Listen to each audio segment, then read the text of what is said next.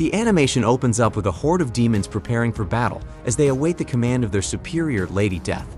The army fears the wrath of their enemy Lucifer, but the Lady Death assures them that victory is certain, as she fears no man. Her sword-bearer Cremator lets her know that Lucifer is a powerful enemy, but she insists that the time is now, and they need to attack him cause she would never stop until he is dead. The animation takes us back to Sweden in the year 1478, where a dark lord known as Matthias can be seen capturing a boy as a recruit for his ongoing war. The boy's father tries to buy back his freedom with money, but Matthias lets him know that he does not need his money, as he is only after their souls for the war. When the village priest tries to intervene, Matthias gets angry and orders the capture of the father. The priest becomes irritated and rebukes Matthias for his wicked rule, saying he is serving the wrong god. The animation switches to Hope and Niccolo in a fruit garden. Hope is the daughter of Matthias and Niccolo is her lover. Niccolo lets her know that he plans to leave the village as he wants to advance his learning in science. He urges Hope to come with him, but she refuses, saying her father would never let her because of the war. Niccolo tells her father does not care about her personal safety as he is all about his own personal crusade. Hope wishes she could go with him, but her father needs her as she has been the only person with him since the death of her mother. She makes Niccolo promise to never leave her because they are destined to be forever. Just then, Matthias arrives with his horse. He rebukes Hope for leaving the palace without his permission. Niccolo tries to portion the blame to himself, saying it wasn't Hope's fault. Matthias notices that Niccolo studied medicine at school, so he orders him to join his army as a surgeon. When Niccolo refuses, he is dragged out by one of Matthias's guards as Hope watches in despair. Hope tries to beg her father, but he pushes her away, saying Niccolo has become his property for all eternity. Later that night, Hope begins to have haunted dreams of Niccolo being slaughtered in the war. She is disturbed by her dreams and then decides to take a stroll in a castle. Meanwhile, the priest had gone to summon a mob of angry protesters. He condemns the atrocities of Matthias, saying he isn't doing the Lord's work. The priest seeks to put into the unholy travesty. On the other hand, Matthias had gone to conjure his god Lucifer. The angry mob decides to storm Matthias' castle and put an end to this misery. Unfortunately, they meet Lucifer as Matthias is transformed into the king of hell. He stumbles upon his daughter Hope and assures her that her punishment awaits her in hell. Lucifer uses his powers to destroy the angry protesters, bringing down a part of the castle. Luckily, the priest and Hope survive, but he assures Hope that she must pay for the sins of her father. Hope is locked up in a cell, awaiting her punishment. When the priest comes to get her, she tries to let him know that she is not involved in her father's evil affair, but he doesn't believe her because she isn't affected by his powers. He calls her a witch, saying she is the devil's consort. Just as the priest leaves, Hope is visited by Pagan, the court jester of Lucifer. He offers to give her eternal life alongside her lover Niccolo. All she needed to do was honor Lucifer and take her rightful place by his side. Hope refuses as she does not wish to disobey God. On the day of her trial, Hope is sentenced to death by the priest for the sins of her father. Just as the executioner burns her alive, she prays to God, but nothing happens. Just then, the jester uses this opportunity to tempt her to call on the Illuminator of Darkness. Hope asks for forgiveness before conjuring the spirit to save her. Just then, the spirit of darkness comes for her soul as it takes her to the world beyond. Just then, Hope realizes that the jester had lied to her, but the deed had been done as she had already damned her soul and would rot in hell. The jester begins to torture her as he assures her that things will definitely get worse. Just then, the jester brings Hope before her father Lucifer. Lucifer tries to bring her to his side, saying she possesses great powers as his daughter and with his help, she would be able to harness those powers. He shows her Niccolo and her departed mother. Their souls are being locked up. Lucifer promises to set them free if she joins him, but Hope refuses to join him, saying she wishes to die instead. Seeing that she is too stubborn, Lucifer throws her out into a deep ocean. Just as she survives the fall, she is attacked by some wild wolves, but they surrender to Hope as she becomes possessed by the Lady Death. Just then, she is met by Cremator. He is impressed that she is able to tame the wolves and believes that she is the one destined to save them from the Lord of Lies. He tells her that he was once the chief weapons master to the Archduke of Hell, but now he is finding his purpose just like Hope. Long ago, when he discovered that Lucifer was the cause of his mortal death, he hungered for revenge as he challenged Lucifer. He failed, and Lucifer cursed his soul with a constant reminder that he would remain under him. Cremator lets her know that the Prince of Hell is powerful, but he isn't invincible. Hope agrees with him as she wishes to destroy her father, the Prince of Hell. They go on to plan their attack. They are in a realm where Lucifer's influence doesn't affect them. He is aware that it will be difficult to take down Lucifer, so they need time, proper preparation, and patience. The next few days, Cremator begins training the Lady Death as they involve in a sword fight. During the course of the training, she masters her art as she fully transitions to the Lady Death. She tests her powers, and when she is fully ready, she goes on a one-on-one with Cremator, defeating him in the process. Though she has learned so much in her time in Hell, Lady Death still seems troubled because she has so much powers but can't control them. Although she desires to destroy Lucifer and free her mother with her lover Nicolo, her desires haven't helped her in controlling her powers. Cremator tells her that she has the powers worthy of Hell Kingdom. What they must now do is acquiring the right tools to harness those powers. He tells her about a sword he made when he was Hell's chief weapons master. The sword, named Darkness, now belongs to Asmodeus, the archduke charged with protecting the gates that lead to Hell.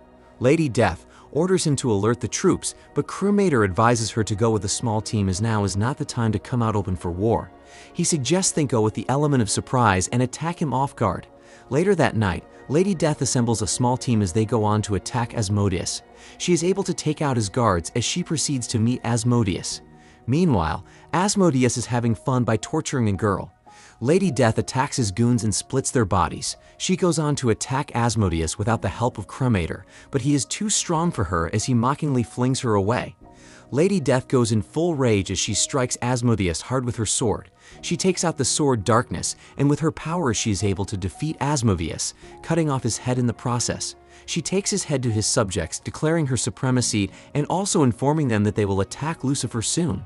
When Lady Death is looting all of Asmodeus' properties, she finds a magnificent unicorn that has been abused by Asmodeus. She is able to calm down the animal and then rides on it, as it is the perfect animal that will lead her on the battlefield. At Lucifer's kingdom, the jester informs Lucifer of Asmodeus' incompetence as he had refused to answer his call. Lucifer agrees with him, saying insubordination calls for a forced retirement. When the jester tries to mock Lucifer's impudence, Lucifer grabs him by the throat, saying he is off no good. The jester tries to let him know that he is a very good spy, but Lucifer isn't having it. He promises to give a good reward to him if he can do something commendable. The jester goes over to Asmodeus. He is shocked to find his head hung on a pole. He immediately panics as he reports to Lucifer, saying they are in danger. Out of rage, Lucifer throws an object at him, saying they can never be in danger, and Asmodeus died because he was careless and not because his daughter had become really powerful like the jester claimed. However, he agrees with the jester that his daughter had a hand in Asmodeus' death, so he orders the jester to spy on her and report any foul move to him. The Lady Death has terrible dreams of Nicolo, her mother, and Lucifer tormenting them all, although her mother appeared to her in the dream, revealing that she has great powers. When she wakes up, Cremator comforts her, saying she should go to sleep because tomorrow they will launch an attack on Lucifer. The next day, Lady Death gathers an army of demons as they march en masse to attack the Lord of Hell. The jester is there to spy on them, and he quickly reports to Lucifer about his findings. He tells Lucifer how she had amassed an army and now calls herself the Lady Death. After giving him all the info on Lady's death, the jester asks for his reward, but Lucifer sends him away. Lucifer prepares for battle as he lets out an evil laugh. On the day of the battle, Lucifer's army comes out en masse to attack Lady Death and her horde. This results in a fatal clash between the two entities as blood is being shed on the battlefield. During the bloody battle, Lady Death takes control of the fight as she is able to defeat Lucifer's army with her powers. Suddenly, they began to retreat as they all ran for their lives. Lady Death orders her army to stop, saying they will continue the attack tomorrow. However, Cremator condemns her for putting the fight to a stop. He tells her that Lucifer's army had grown weak and they could have finished them off. Lady Death lets him know that they are in Hell, Lucifer's realm, and with all her knowledge of Hell, she knows that the Lord of Lies always has something up on his sleeves, and nothing is as it seems. She believes the retreat was a trap, and they need to regroup, access their strategy, and then mount their assault tomorrow. Just as she dismisses all of them, she goes on to wash herself, and then rest for the big day ahead of her. Just then, the jester uses his trick to transform into Cremator as he steals the sword Darkness from her chambers. When Lady Death finds out about this, she is filled with rage, but still determined to fight Lucifer one way or the other. Pagan, the jester goes over to give the sword to Lucifer. He tells him that the sword is the key to Lady Death's powers.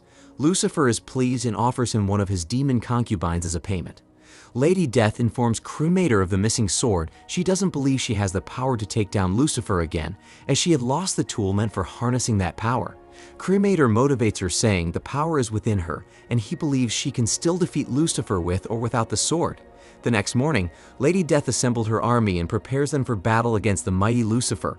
However, Lucifer appears as he speaks to his rebellious demons. He tells them that they can never defeat him in his kingdom and that they should surrender now, so he can make their death seamless and less painful, or else they will suffer for eternity in hell. Lady Death motivates her demons, telling them never to surrender as she goes after Lucifer. The whole army follows after her as they breach his realm, defeating all his demons in an intense battle. Just as Lady Death enters his palace, she is surprised to see Nicolo, although at first she thinks it is one of Lucifer's tricks, but he lets her know that it isn't a trick. Lucifer had offered him freedom, only if he agreed to kill her. He agreed and proceeded to mislead him, but despite his deception, Lucifer made his freedom contingent upon her death, cause he knew he was going to go against him. Nicolo lets her know that they could still prevail if she killed him. She disagrees and promises to protect him. Nicolo begs her to kill him and release his soul from this torment, then he can ascend into heaven. Just then Lucifer's demon comes after them. Lady Death has no other option but to kill the man she loves. Just as his soul departs from his body, he promises her that they will still be together again. Lady Death uses the rage of Nicolo's death to destroy Lucifer's demons. She goes on to meet her father as she wishes to end his wretched existence. They engage in a hard-fought battle, but Lucifer is just too powerful for her. He grabs her by the throat, saying she is never going to be a match for him. Meanwhile, during the fight, Lucifer lets go of the sword Darkness, and the jester is fast enough to recover it. However, Lady Death wolves go after him as they tear him up. They are able to return the sword back to Lady Death, which she uses to strike Lucifer as he is stunned. She asks for her life back, but he refuses to give her. With rage, Lady Death cuts off his head. Before Lucifer's death, he places a curse on her, saying that as long as one of his allies walks in hell, her soul will never be set free. Just as Lucifer dies, his kingdom begins to collapse alongside his demons. Lady Death releases her mother, and her purity is able to bring hell to alignment. She marks her domain in hell as she throws Lucifer's head into a deep sea. Cremator promises her that her soul will be set free someday, but for now, they need to wipe out all Lucifer's allies. The end. If you enjoyed this animation, please leave a like and subscribe.